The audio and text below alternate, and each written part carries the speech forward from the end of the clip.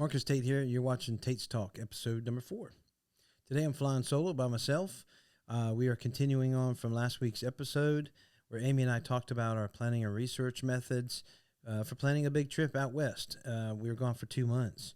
If you didn't know, Amy and I bought a 2022 Thor Scope, 1500 ProMaster Dodge chassis attached to it. It is a Thor Scope Model 18M. It is 17.9 feet long. It is a little over 9 feet tall and a little less than 7 feet wide. So if you think about those dimensions for a minute, it's not a very big van, and we had to take more of a minimalistic approach to packing it and getting it ready. So once we had the planning and research done, I wanted to feel more comfortable. I wanted to be confident that I could go on a road trip of this magnitude for this long, that far. And, you know, if we had some type of breakdown, or I could do minor things like changing the oil, or, you know, just everything. Windshield washer fluid, things you don't really think about, you know, where the headlights are, the fog lights, the hazard lights, how to operate the cruise control, how to operate the monitor on the dashboard, you know, just things like that. I wanted to be prepared. And not only that, but some of the main things is I knew going into it that I wanted to get a spare tire, you know, in case we had a flat. Our van, our particular model, doesn't come with a tire because it has a generator on the bottom, and it doesn't even come with a jack. So those are things we had to get in advance and prepare for, and then learn how to use them before we hit the road. Let's talk about a minute why I wanted to feel comfortable. What does that mean exactly to Marcus? I'm referring to myself in third person. I don't know why. But I'm not mechanically inclined. I'm not. Never have been. Everything I've learned, I'm a visual person. So if I watch it, I can probably do it. Or if somebody tells me and instructs me how to do it, I can, you know how to do it the next time, or instruct somebody else how to do it. But I'm a visual person, so I have to see it. So I always call, like, my uncle, who's a mechanic. I call my brother, my little brother, my older brother. And I always have them on speed dial in case something goes wrong. And I can always ask them questions. And if it comes to camper-related stuff, I usually call one of my 3 best friends, Brian, Dave, and Ken, and they've all got campers, so they know a little bit about that as well. They can help me out.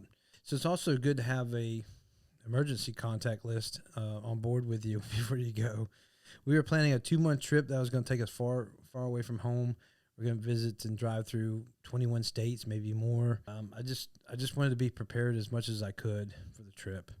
So, of course, the first thing that I made was a checklist. Yes, I know. A checklist helped me out tremendously. I just listed everything I wanted to know about the van. What did I do first? Well, step 1 was reading the owner's manuals. There's an owner's manual for the Dodge, and then there's a separate owner's manual for the camper.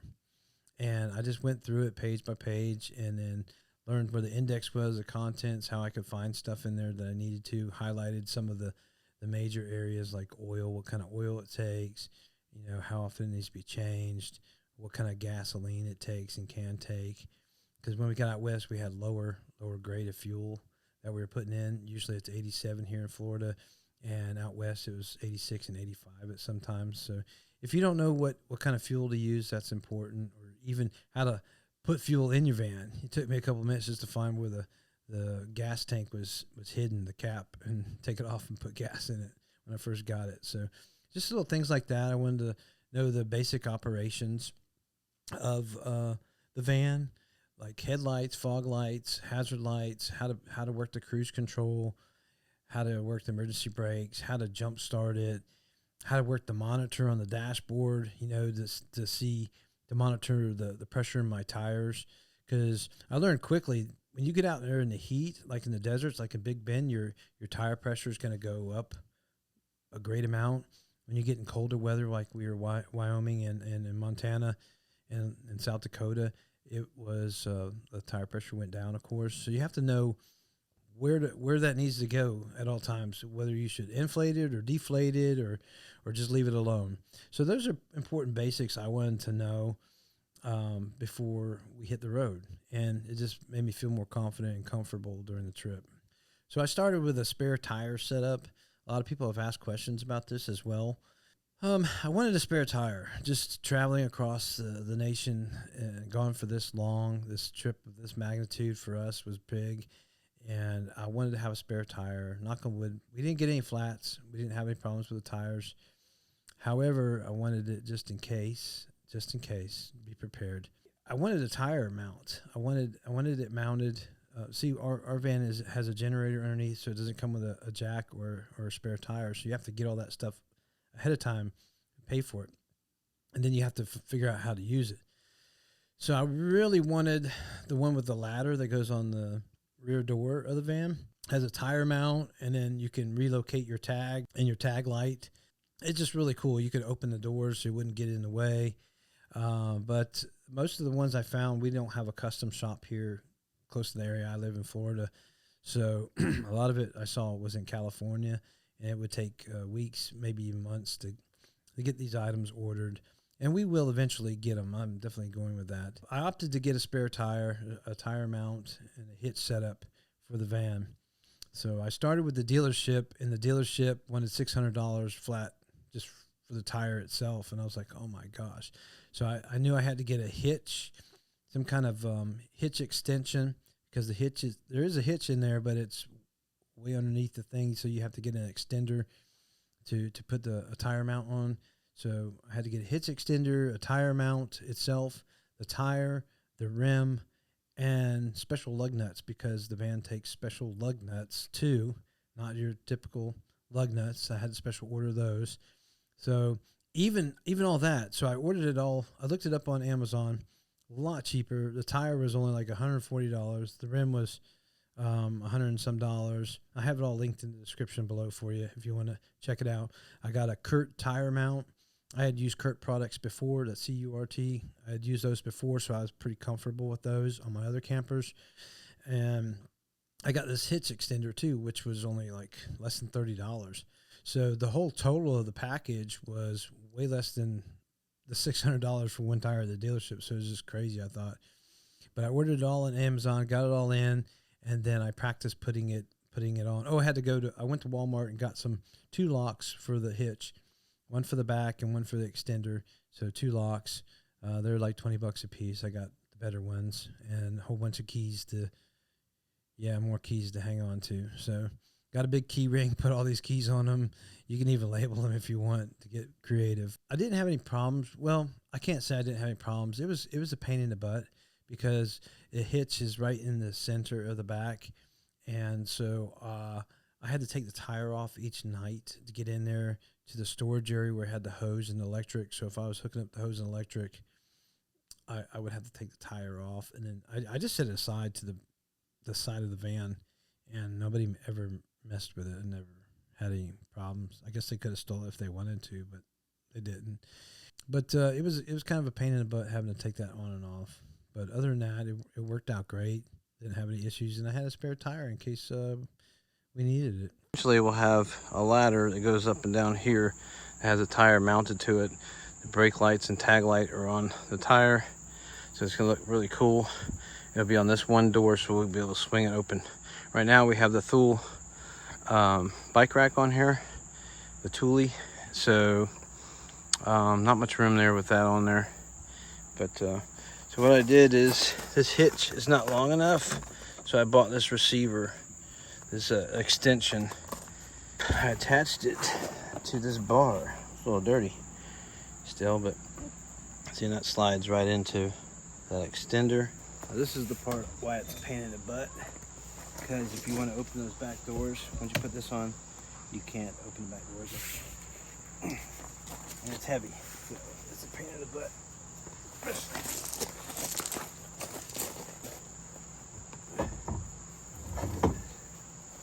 You gotta line up the right hole. The next major thing was the propane heat, hot water, and working the stove. And I've had a lot of questions. The bulk of the questions are about how do you use this stuff, and what do you use the propane for? So in our particular van, the Thor Scope, the propane is used to heat the inside of the van. It's used to heat the hot water, or get water hot in the van for like showers and the sink if you want it in the sink. And it's also used to operate the 2-burner stove that we have in there. So the first thing you got to do is turn on the propane.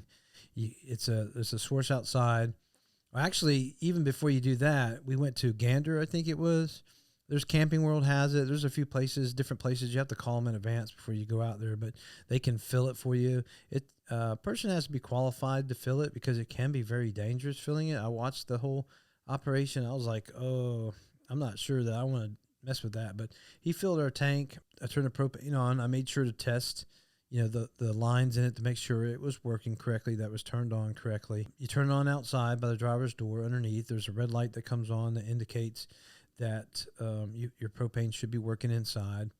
I'll show you right now a little short video I did on how to set the heater and also to warm up the hot water inside your van. All right, before you can even heat up the camper or heat the hot water, you have to turn the propane on. So this is your switch here. This is where you fill it, and right here, red indicator light shows you're getting propane or should be getting propane. So I give that a couple seconds, and then I go start the process of turning the hot water on, or cooking if you're cooking on a stove, whatever you're using propane for.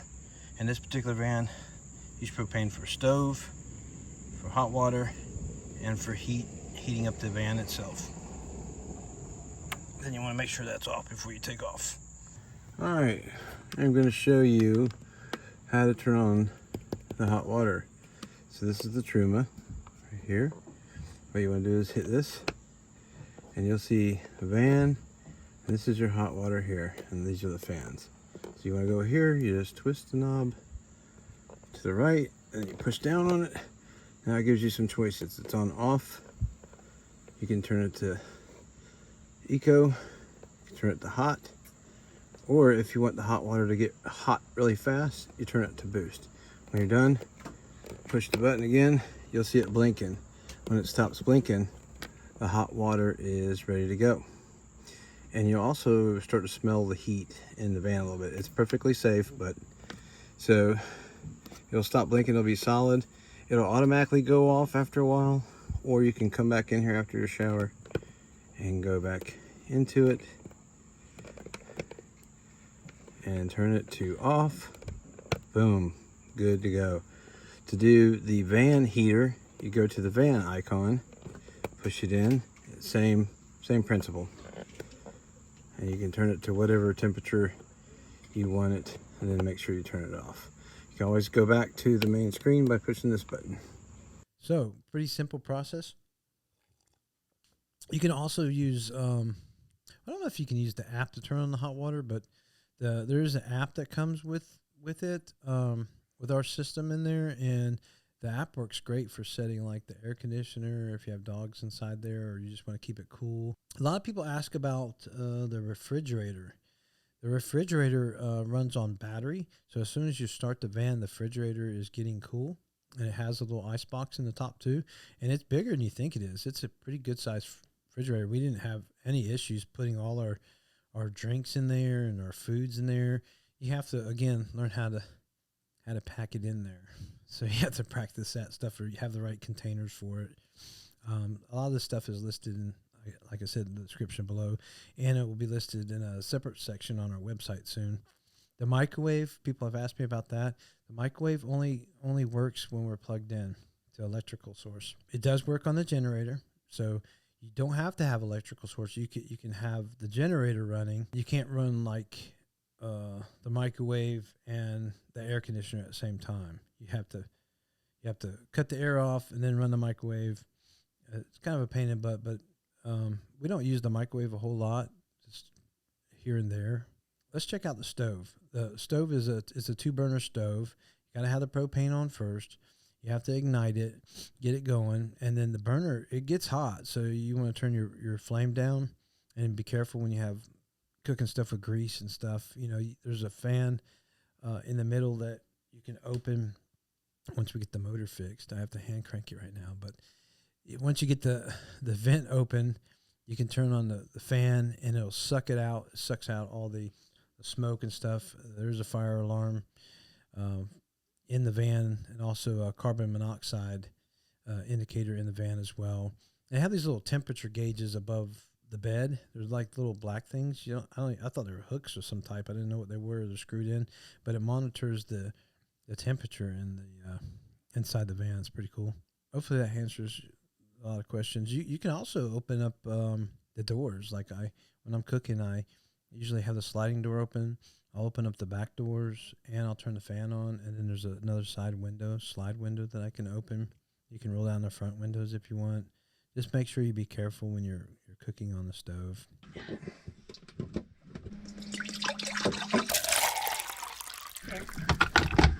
How long will it cook?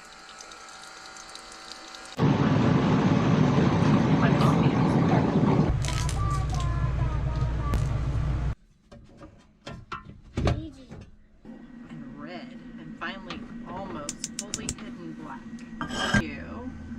And then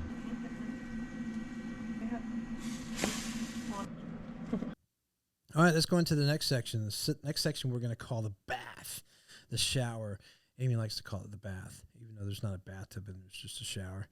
But we call it the bath area. You have the shower in there. You have the cassette toilet. You have a wardrobe in there that's waterproof wood. It's like from Italy or something, they said. And there's a shower curtain. Make sure you pull a shower curtain anyway. I don't totally trust wood with water, but we've never had an issue. We use a bamboo floor mat. It's the best thing. We tried other floor mats. They just didn't work. The bamboo one is awesome. And you can also stack stuff on top of it when you're not using the bathroom, so it keeps it level. So I just like the bamboo. It's not very expensive. There's a link down below. We got it right on Amazon as well. So learning to shower basically is real simple. It's a shower head. Turn it on. Turn it to the red for hot, cold. It takes a couple of minutes to heat the water up. So you can set a timer. You can set a timer and the water will heat up at a certain time every morning if you take a shower. Let's talk about the nasty cassette toilet. Everybody asks me about this thing. They're continuously asking me about this cassette toilet. I don't know. I was opposed to it at first. I did not like the cassette toilet, but once I know how to operate it, it's super easy. It's like a 5-gallon tank and it's real easy. Take it out. It's just like routine now. You take it out when it gets full. We just use it for number ones. We don't do number twos in it. And really, we just use it for emergencies or for in a place where it's just more convenient to use it. Very easy to clean. Just wash it out real good. Use liquids to clean it out, liquid cleaners. We use some liquid cleaners we got from Walmart. They're real cheap. You can order them on Amazon. I put some in the link below, the new ones I ordered that I'm trying out. I just stick with liquids. I clean it out real good. Have a scrub brush, just like a regular toilet at home. Take it out, dump it. You can take it into a bathroom and dump it in the toilet. It's just so convenient. It's really easy. People look at you weird when you're rolling it down on wheels. It has a handle that comes out, and I roll it down the road to the bathroom or to the dump site if there's not one on our actual campsite. Does it stink? I don't know. I guess it depends on how much you use it or how much you don't dump it. I mean, if you're not constantly dumping it on a routine, yeah, it's gonna stink. All right, so we're back here at the shower area. These are what we use to clean. This one's empty, but I don't know. We got this at like Walmart or the camp store. It's just to smell good, helps clean. They recommend you use liquid in your toilet to rinse it out and get it all nice and clean. And after I clean my cassette toilet, I actually put some of this in here also after I've rinsed it out really good. And this is the cassette toilet. You got 2 buttons here. You have to punch them in both at the same time, and then you pull it open. So once you've punched the buttons, this will drop down. I have to push this door out a little bit. Drop down like this, and there's your cassette toilet. And there's a blue handle. You just pull up on it, pull it out like this.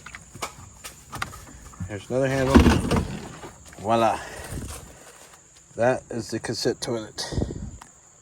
And right here, you can dry it off. And there's tracks right here. So you can just slide it in until it clicks. There. Boom. Done. Let's talk about the setup for a minute.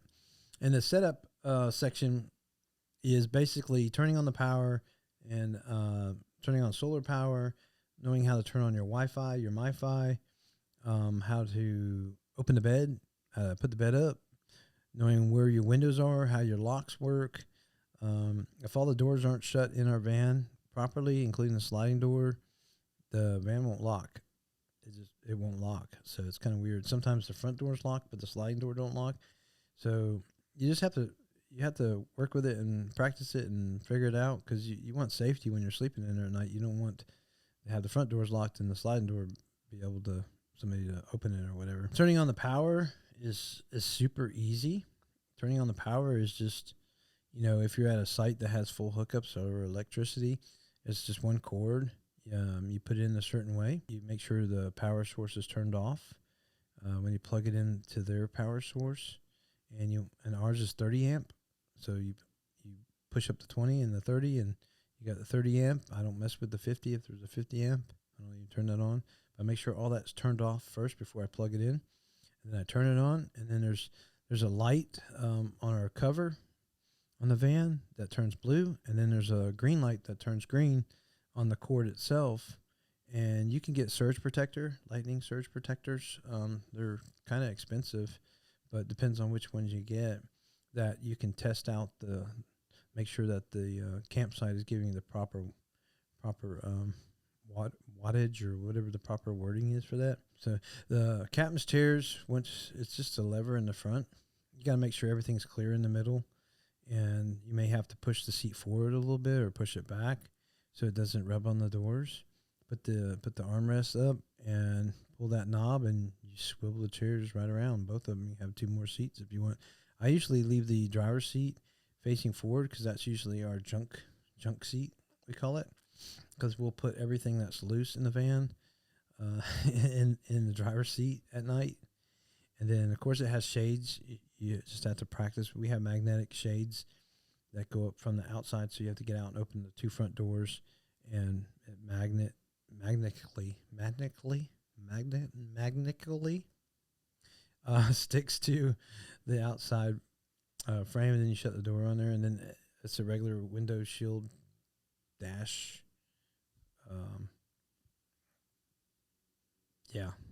Hooking up the water is easy. It's a hose. I found the source. If they have water there, you hook it up to the spigot, and then you can use a filter. I have a filter that I use. I get it at Walmart. You can get a 2-pack for I think like $10, $115. You can go to Camping World. You can get just multiple different water filters you can use. Just helps out. I don't know that I would drink that water. I usually bring a lot of waters from the store with me. Filling up the freshwater tank. I get a lot of questions about this. I bought a little contraption, a little plastic piece. You can order it right off of Amazon. I'll link it below. And you hook it to the end of a hose of some sort. Or if you have one that screws onto, you can buy different plastic tanks, different places, and like for gasoline, but instead you put water in them, and you can take extra water with you if you're boondocking or going to be. We boondocked a few times on our 2-month trip out west. Oh, people ask about plugs. There's like trial and error. I was like, what? There is a plug in the front behind the, it's in the bed, base of the bed, on the front of it, behind the driver's seat or driver's captain's chair. And that one will work when I don't have the electric plugged on. Like if you're driving, I can plug stuff into that one. All the other electrical outlets don't work unless you have one electricity or you're running the generator. So we also use an external power source, link in the description below. It's a box that has USB plugs and regular plugs. It takes less than 30 minutes to charge up. It's really cool. It's Amy used it to charge her work computer, and so her work computer never lost power, and I plugged in my phones to it. You can plug anything into it. You can take it outside once it's charged, and the charge lasts for a while, and it tells you,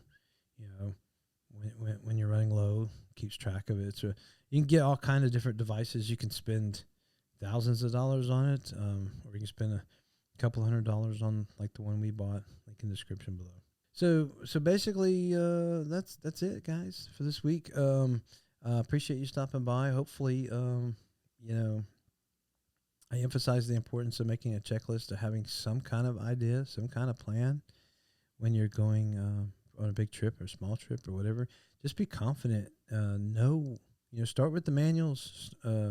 Make a checklist of all the things you want to know and learn them. Get on YouTube, and you can learn anything on YouTube nowadays. Call your sources. Like I have sources, and I have questions, and then I write those down. Then I help other people along the way by sharing the same information, whether it worked or didn't work, or something I tried better or learned, that worked better. I share that information.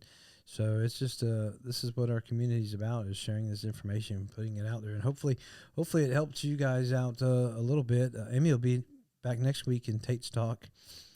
She's like, I'll stand out of this one and let you talk about this this van stuff. And but she knows about it too. She knows how to do everything as well, because there may be a time when she has to operate something or do something. And again, we've added some stuff in the description below. We're adding it all the time. Our website's going to list all our van life essentials and our all the filming gear. I get a lot of questions about filming and stuff.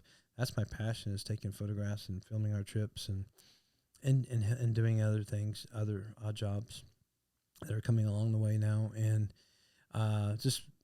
it's just my passion now, so I love doing it. So make sure you check out the TatesTravel.com. Make sure you follow us on Instagram on Vero, Vero, True Social app. It's really cool. We're just getting that one up and running. Our website's looking good. We're going to have a lot more stuff on our website. Follow us on Facebook channel, the Tates Travel, and watch our videos. So thanks for watching. Subscribe. Give us a thumbs up if you like this video, and we'll see you in the next one. All right. Tate is out this time. So now technically Amy would be right on this particular video. Instead of the Tates are out, it would be the Tate is out.